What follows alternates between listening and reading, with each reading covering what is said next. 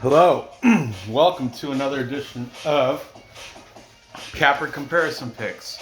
I'm Ranj, and today I will be giving you the Capper Comparison Picks for, what are these? Select fights. I don't know, the order's changed a couple times, so I don't even know.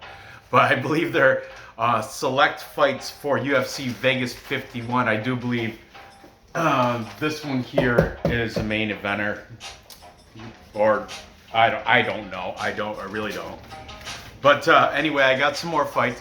Be sure to check out the videos I did Monday. I did 2 sets of prelim fights, so I covered 6 fights for you guys to take a look at. I did it out of a hotel room in Providence, which I kind of apologize for the second set of videos. I was a little not myself, but nonetheless, I did get the content out. That was my intention, and it wasn't horrible. It was okay. And I'm still staying with the same exact picks I did have in that video as I embarrassingly watched the replay of that. So without further ado, I just want to make sure my camera's set good, because I did, those that did watch the hotel videos noticed I broke my tripod, so now I'm using a whole different setup for my camera. But it seems like it's, from here it looks like it's unlevel, but I guess looking at the screen it looks like it's pretty level with the boards. So if it does move for some reason, I apologize ahead of time. Okay, so let's get into this. We've starting out, we have the lightweight fight between gifted Rafa Garcia, or Rafa if you want to pronounce the R, taking on Jesse the Body Snatcher Ronson. This is a pretty interesting fight, more interesting than these other two because the odds. But anyway, this one's a good one. This is my favorite one to cover of these 3. We got, and this is a lightweight fight. There was a little, because Tapology had it listed as a welterweight fight, 170, but it is a lightweight fight. So keep an eye on the scales. Jesse Ronson will be coming in as the bigger fighter. 3-inch height advantage and 2.5-inch reach advantage for Jesse Ronson. But this is a coin flip. Minus 110 either way. So we're going to start with the guy with the not double-digit loss. We're going to start with Rafa Garcia. Gifted Rafa Garcia comes in with a record of 13 and only 2 losses. 13 wins, 2 losses. The younger individual here, 27 years old. Jesse Ronson is 36. Okay. Rafa Garcia trains out of Team Punisher, not a big gym, down in Southern California, El Centro, California, for Rafa Garcia. And he's coming off a decent win against Natan Levy. It was a pretty good win, unanimous decision. I bet Levy in that fight, so hey, lesson learned. But prior to that, he had back-to-back losses. He lost to Nasrat Haqparast and Grits Grutzmacher, both by unanimous decision. That Haqparast loss was his UFC debut. Okay, prior to that, he was in Combate, and he beat Humberto Bandone by unanimous decision. Rafa Garcia has never been finished. 3-2 in his last 5, so his only 2 losses came by unanimous decision to Grits Grutzmacher and Nasrat Haqparast. So not horrible. His opponent, Jesse the Body Snatcher Ronson, coming out of Ontario, Canada, Team Adrenaline MMA, another Canadian fighting out of there. Malcolm Gordon, I do believe Malcolm Gordon did come off a victory. His last event, I think it was roughly a month ago. I bet against him again.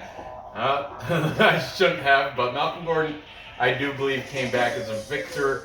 And so Jesse Ronson training out of Adrenaline MMA.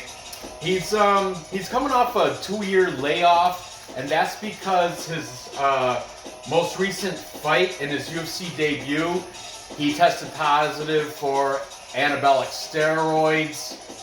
The real deal ones, not the little. But I guess he's claiming his supplements were tainted.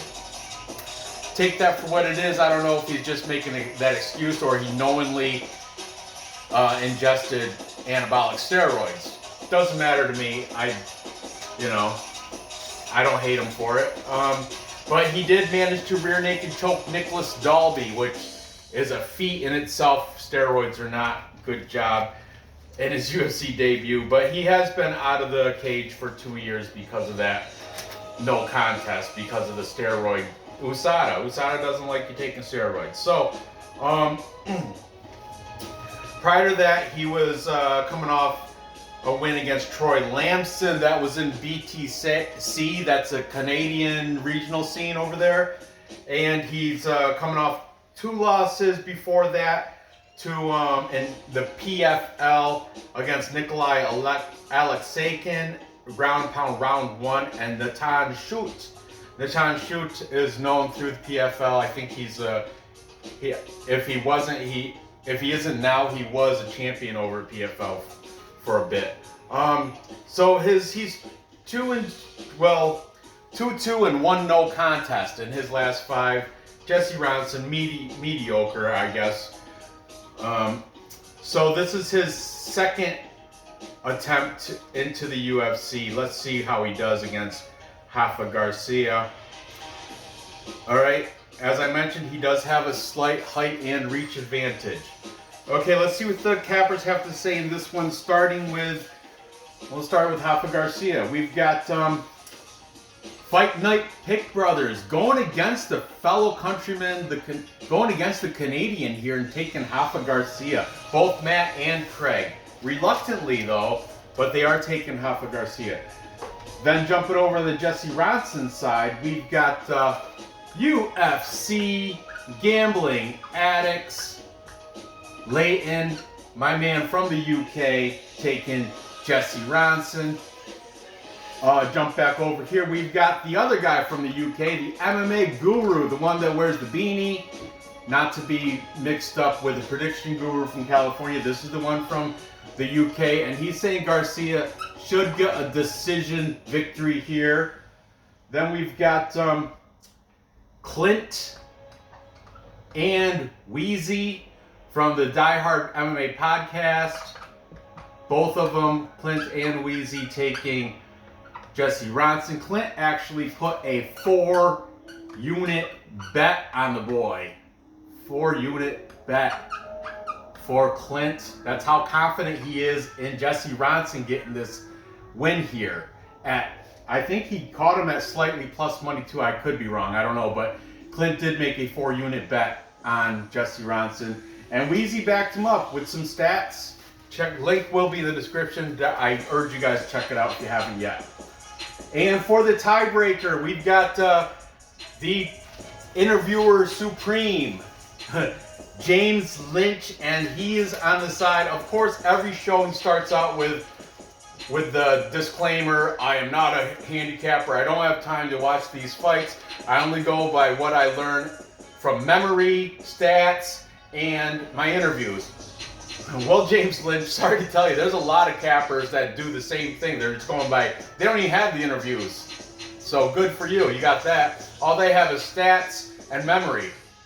You know, some of them do watch fights. I know James is just putting that disclaimer out there. He does not have time to watch fights. Every day he's interviewing fighters. That's his main deal there. So anyway, James Lynch, I respect his picks. I don't care if he claims not to be a predictor, capper, whatever you want to call. But I do think his predictions, his picks have value. James Lynch knows what he's talking about. Don't let him fool you. He doesn't want to be responsible for people's losses. He's very sensitive when it comes to people in his chat saying, hey, what's up? You said blah, blah, blah. Well, I'm not a predictor. Anyway, James Lynch is taking Rafa Garcia, Rafa, whatever you want to call Garcia, and he's saying he should get it done by decision, edging out the capper majority on the Garcia side. However, I'm going against Rafa Garcia. I'm kind of fading him. I'm going with Clint and his 4-unit bet. I like that. I mean, I wish I could get that plus money like he did, if he did. But I'll take it at -110. That's pretty good. I like Jesse Ronson. He's got the tail. He doesn't have the age, but he does have the height, the reach. And I think he's got, I don't know, rear naked choke against Nicholas Dalby looks really good rather than losses to Chris Grutzmacher and Nasrat Haqparast. So I understand Rafa Garcia's never been finished, but Jesse Ronson, I think, will get the win here, and I think he's going to do it. Is it within distance? No, I'm going to say it by decision for Ronson.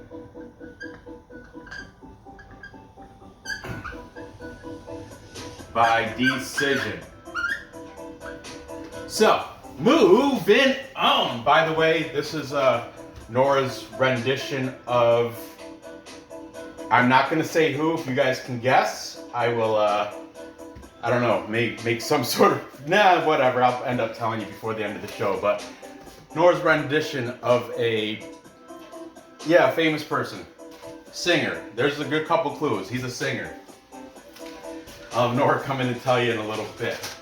Okay, moving on. We have the lightweight fight between Drakkar, Klose, and Brandon, the human highlight reel, Jenkins.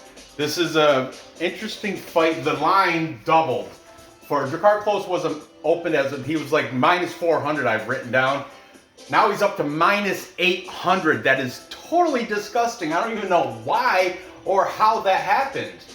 Maybe a whale of a bettor came and threw mucho money on Drakkar Klose. I don't know how that happened, but it went from -400, which was gross already, to even a more disgusting -800 favorite for Drakkar Klose. Brendan Jenkins, he opened up at +310. He is now at +500. Despite what you want to believe, +500 is worth the lotto ticket scratch-off shot on anybody that's in the UFC. For real, okay? But let's talk about the favorite first. Actually, let's talk about both these guys' age first. Drakkar Klose is slightly older here, 34. You know, he's been out of the scene for a little bit because of that push at the weigh-ins by Jeremy Lil Heathen Stevens. Jeremy Stevens gave him that shove. That was the last time you were allowed to touch each other during weigh-ins, and I guess that shove, he hurt his spine or his neck or something. Because of that, he had a little whiplash, and because of he was sucking weight, so he was weakened already. Good thing he bailed out of that, because Jeremy Stevens would have knocked his butt out, I think. But anyway, Drakkar Klose, he does come in. His last fight was a loss where he got beat by Beneil Dariush, knocked out in round 2. Okay, prior to that, though, he did have a string of good victories. He beat Christos Giagos, the Greek, unanimous decision. I think his name is the Spartan or something.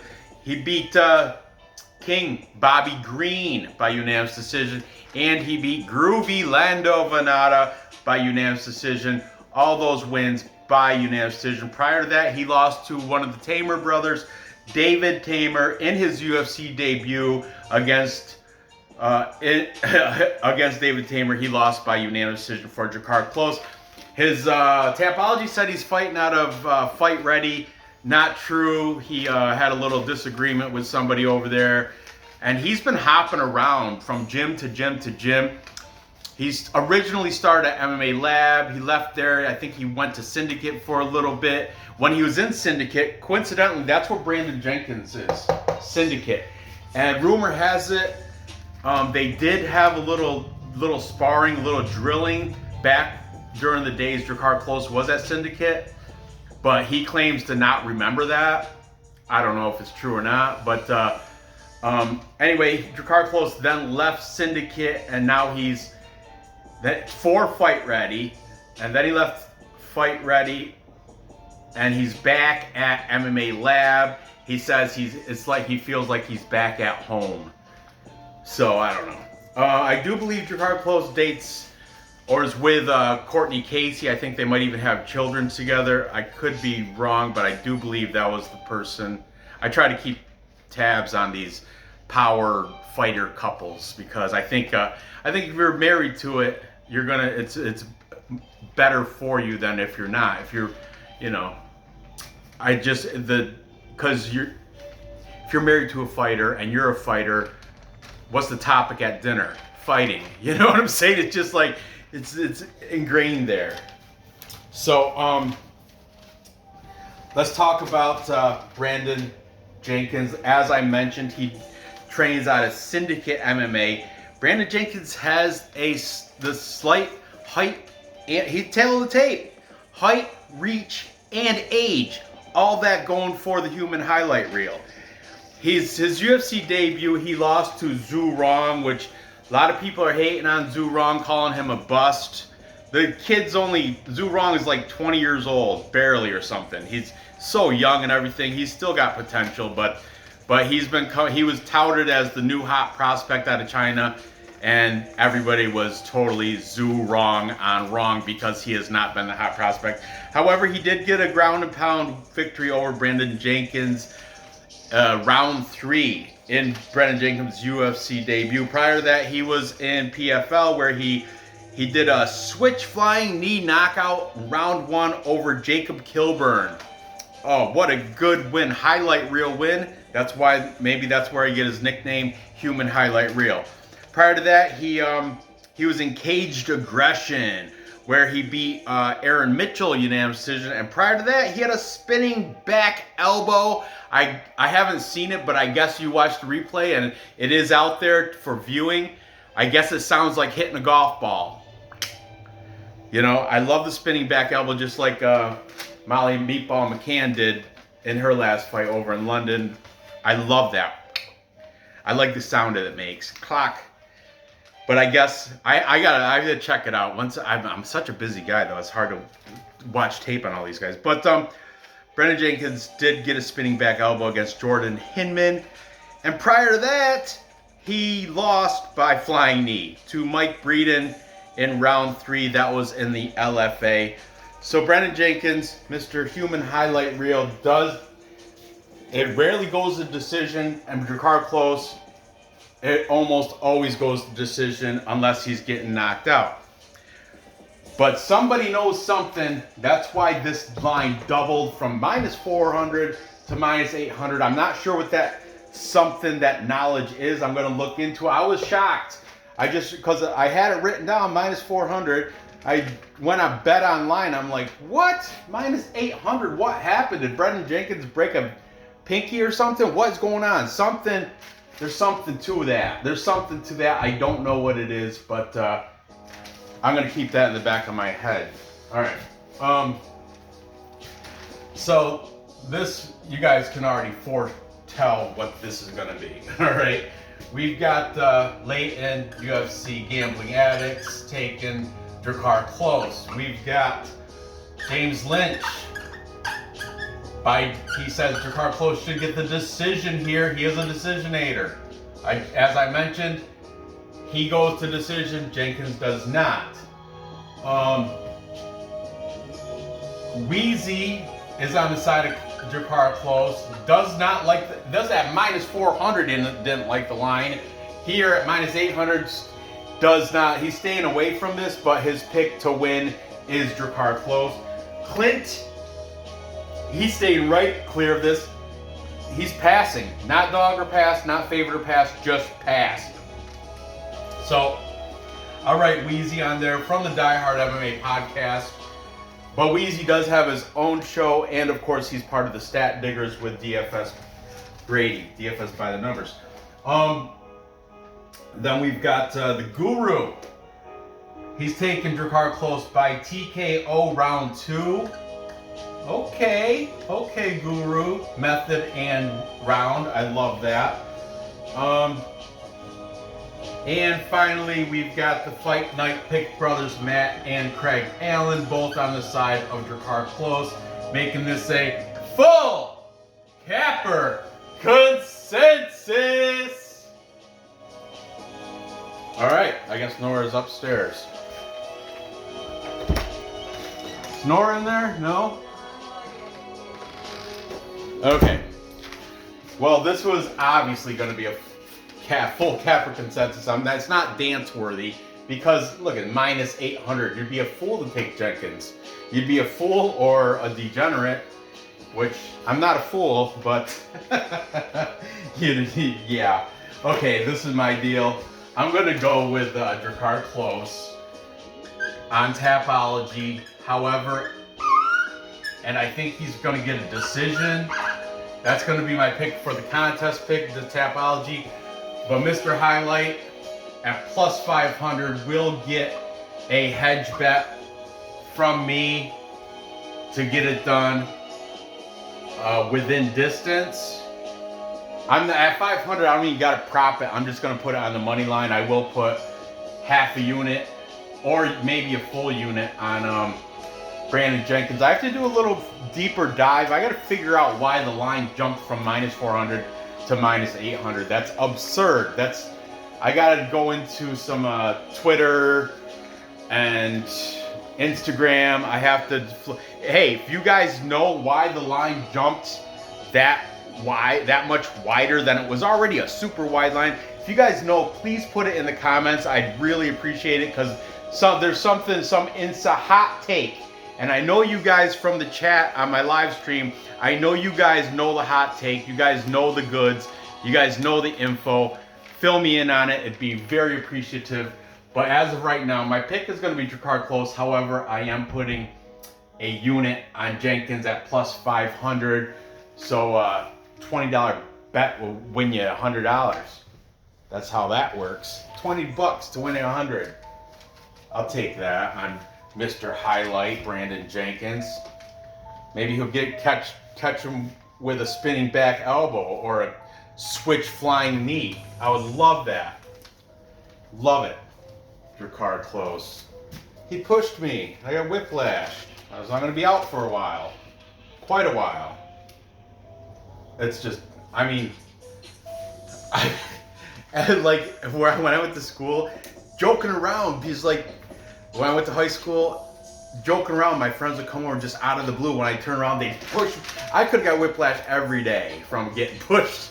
Pretty much, just from my wrestling buddies and my football buddies and all the jocks and the athletes. They would just, just test your balance. That's push you out of nowhere. Just push you against the lockers stuff. I mean, it's nothing. Rarely it's a real one that I really want to fight you, but it was like a thing we did back when I was like, junior, senior year of high school. Is like, go and give them the big push, and just push it, and then they just laugh and walk away.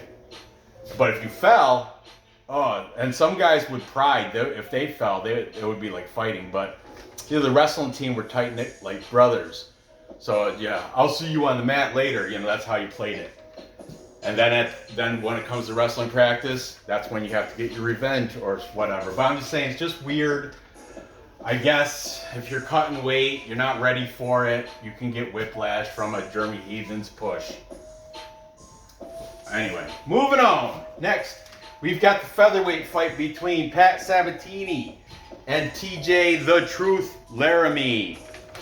Okay, Pat Sabatini, another wide line that widened up even more.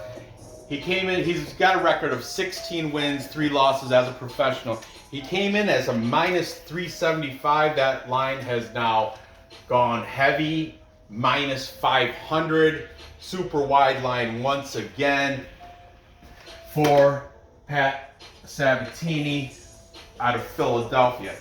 Okay, Pat Sabatini, like I mentioned, Renzo Gracie, Philly. TJ Laramie, plus 375. 12-4, not bad. I don't know if I'm willing to take that hedge bet on him, but that's a very inviting, enticing gamble. Okay, Let's talk about Pat Sabatini first. Pat Sabatini does have a slight height and reach advantage. He's got 2 inches of height over Laramie, and he's got 4 inches reach advantage. He fights out of Renzo Gracie Philly, which I never fade Renzo Gracie Philly. They have one of my favorite fighters in Sean Brady. They also have Andre Petrosky, who's getting ready to fight Nick Maximov in May 14th. What a great fight that's going to be. And they got Jeremiah Wells. I love Renzo Gracie Philly as being a former Philadelphian. Anyway, Pat Sabatini's coming off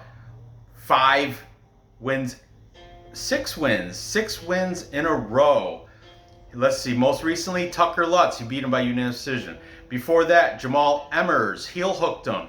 Round 1, I remember that. Prior to that, he beat Tristan Connolly in his UFC debut by unanimous decision. It was kind of that one, his fight IQ showed, but he didn't do it with class, because Pat Sabatini did win rounds 1 and 2 against Tristan Connolly, but then round 3 he just ran away from him. The entire just kept out of his range. He didn't want to get clipped. He already knew he had 2 rounds in his back pocket. All he had to do was last 5 minutes, and that's pretty much. He didn't engage, which I don't like. I think you should still go out there and fight the guy. You're in a fight, but he managed to fend him off, run around, keep out of his range, keep from getting taken down, and getting the unanimous decision there for Pat Sabatini over Tristan Connolly in his UFC debut.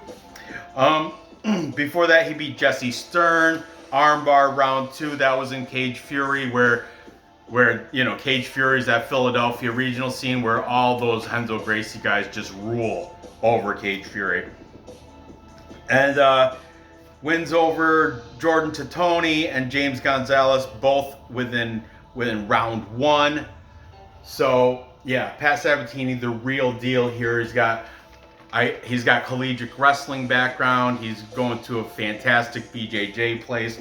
I'm sure he's got a black belt. I'm sure of it. Pat Sabatini, he's the man. All right. His opponent, TJ Laramie, the Truth.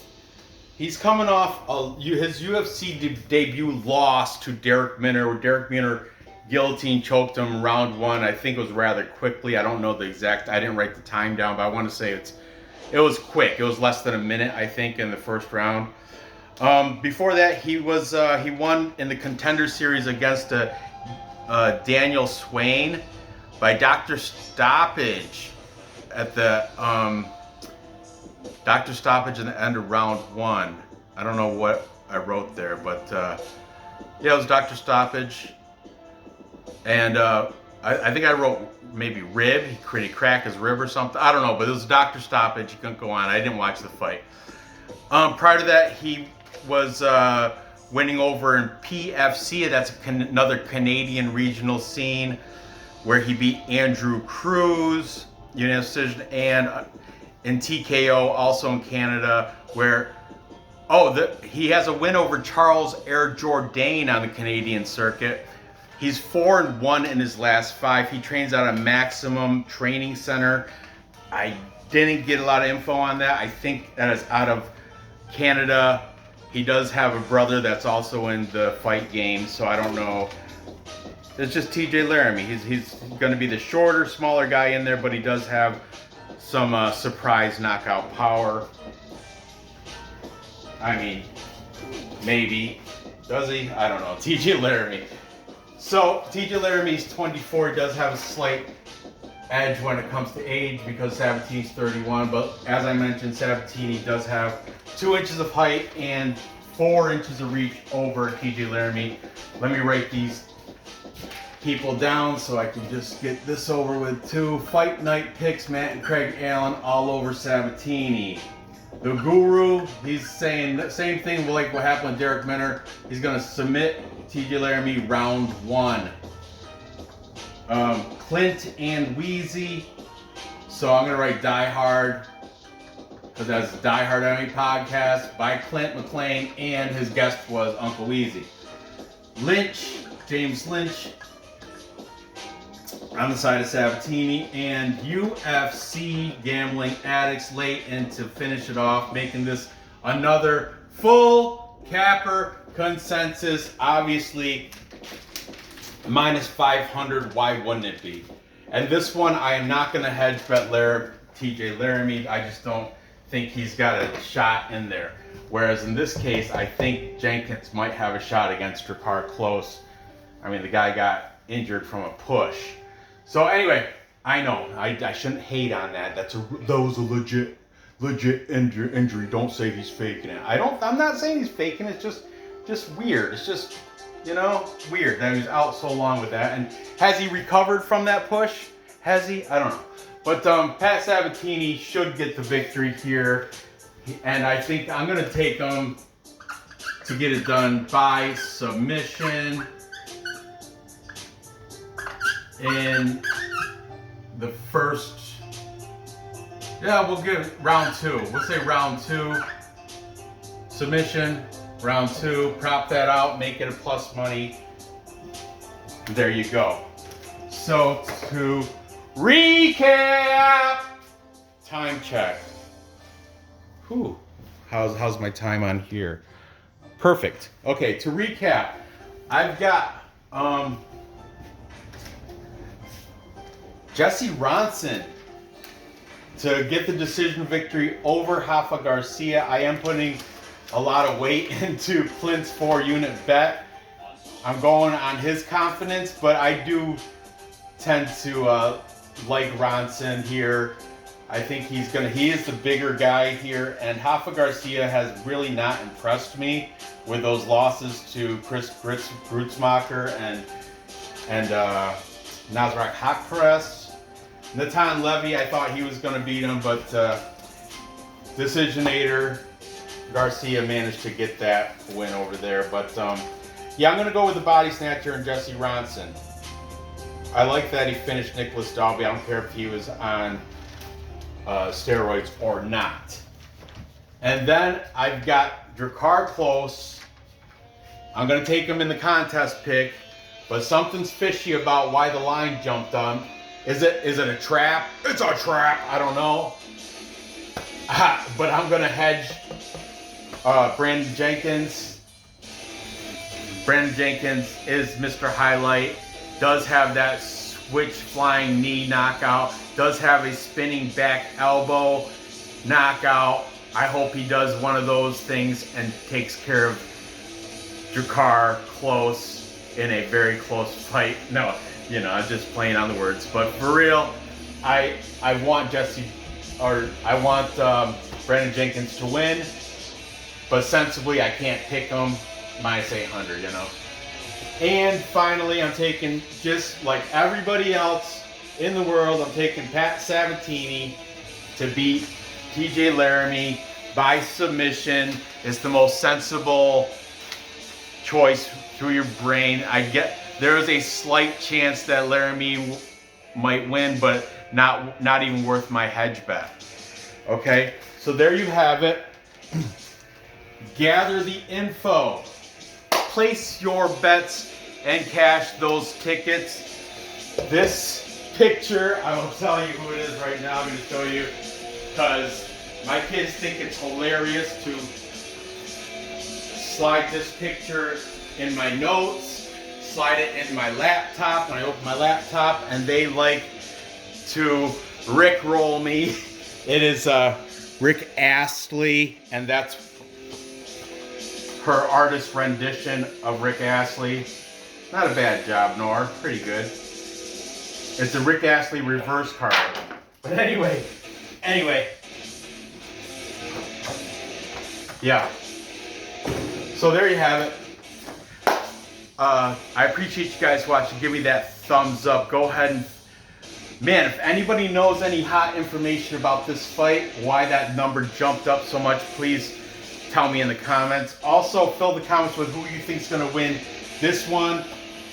Everybody in the world is taking Sabatini. If you are on the side of Laramie, please tell me why. Put it in the comments. Maybe you'll have a voice in my picks. So there it is. Good luck on your bets, and I hope hope to see you guys tomorrow for some main card capper comparison picks. Thanks for watching. See you then.